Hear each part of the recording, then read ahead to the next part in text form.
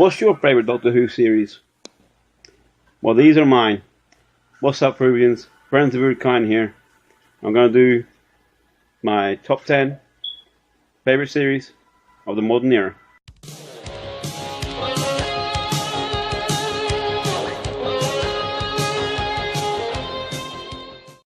Okay, let's kick this thing off. At number 10, I've got Series 7. It's not a bad series, it had no story arc for me. And it was pretty much just a run-up to the 50th anniversary special. There was no two-part stories. The series was split in two between Rory and Amy, and then Clara. I mean, the best story of Series 7 was the Day of the Doctor. So. And moving on to number 9, I've got Series 6. At least this one had a story arc. Very confusing story arc, but still, it was a story arc. But it only really makes sense if you follow the story of River. And even then, it's quite confusing. So, but there are some good stories in that. The Impossible Astronaut, Dare the Moon, A Good Man Goes to War. There are some clangers too. Moving on to number 8, I've got Series 9. It has some good stories in it, like Under the Lake Before the Flood, Face the Raven, Heaven Sent.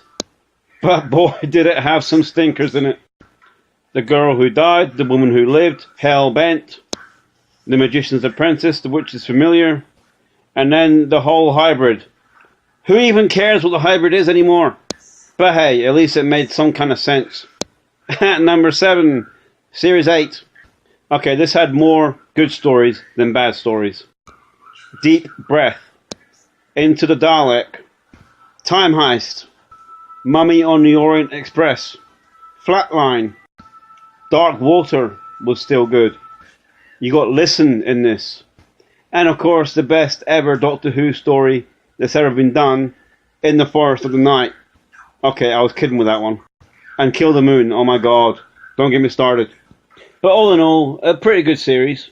At number 6 now, Series 10. Okay, Bill was an improvement on Clara, but she still wasn't the best. A good series though. I think the only episodes that let it down is the Monk 3-parter. Moving on to number 5, I've got Series 5.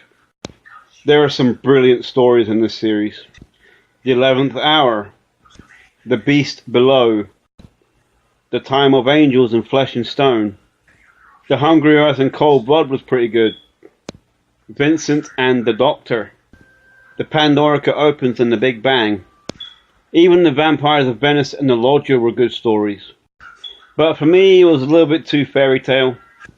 But in all, a pretty decent series. Number 4, Series 2.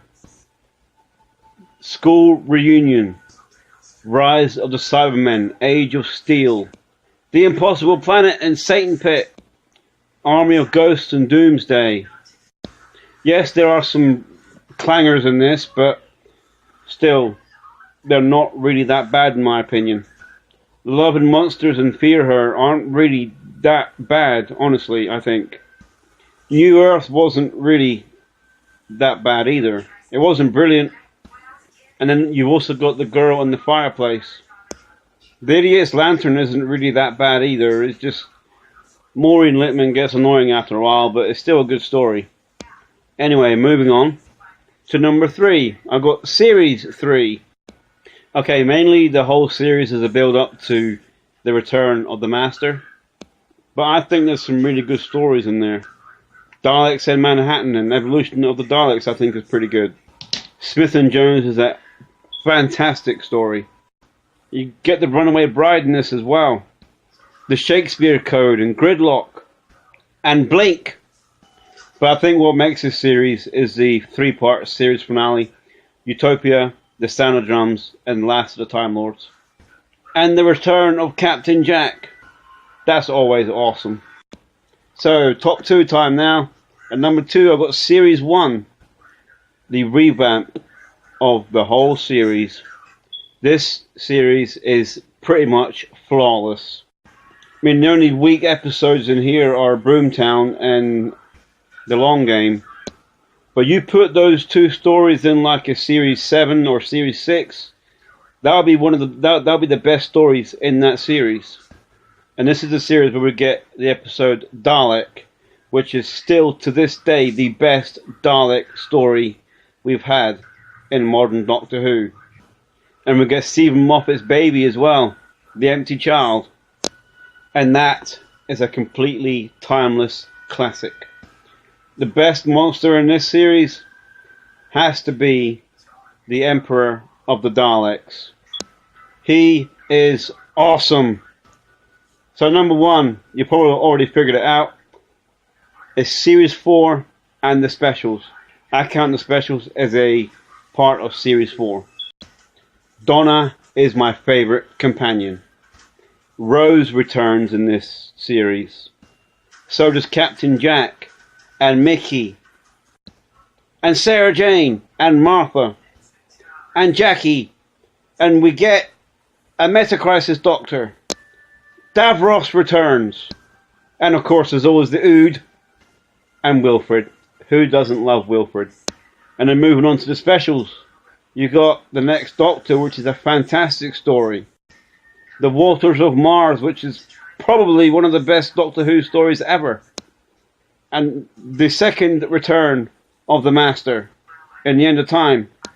And possibly the saddest regeneration ever. The one that makes me cry.